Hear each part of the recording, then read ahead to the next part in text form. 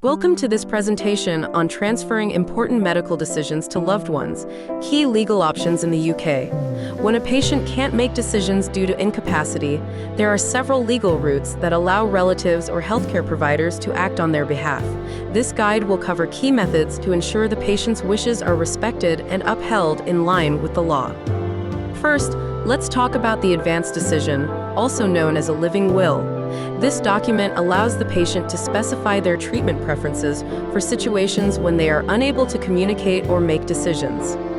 It becomes legally binding when the patient lacks the capacity to decide for themselves, ensuring that medical interventions follow their expressed wishes. Although it doesn't give decision-making authority to anyone else, the advance decision provides clear guidance to healthcare providers on the patient's preferences. The second legal option is the lasting power of attorney, or LPA. An LPA allows a patient to appoint a trusted relative or friend to make decisions on their behalf when they lose the ability to do so. The LPA can cover health and welfare matters, including life-sustaining treatments or financial matters, depending on the scope granted by the patient. It takes effect when a healthcare professional confirms that the patient has lost decision-making capacity.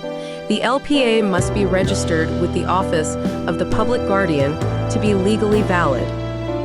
Next is deputyship, which is a legal route that comes into play when no LPA has been established.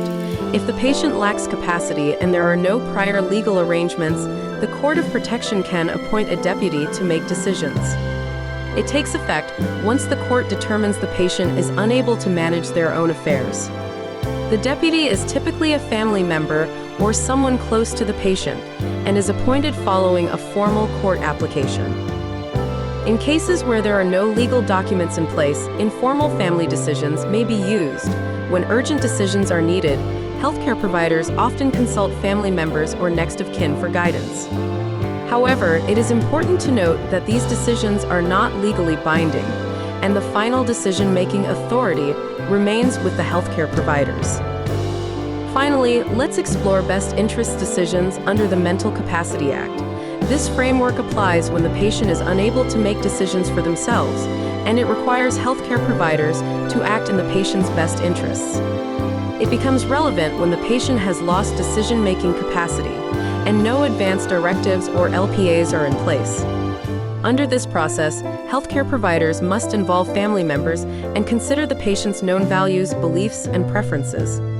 The healthcare team must carefully weigh all relevant factors, such as the patient's medical condition, their prior wishes, and input from loved ones. In making decisions, they must also explore less restrictive options that align with the patient's well-being. If there are disputes or uncertainty, healthcare providers may also seek guidance from an independent advocate or the Court of Protection to ensure the decision truly reflects the patient's best interests. This approach ensures that healthcare interventions, from treatments to end-of-life care, are based on what the patient would have wanted, even if they cannot voice it themselves. In summary, whether through advance decisions, lasting power of attorney, deputyship, or best interest decisions, the key aim is to respect the patient's wishes and ensure the best possible care when they cannot decide for themselves. Please like and subscribe to TuringMedSchool. Good luck with your preparation.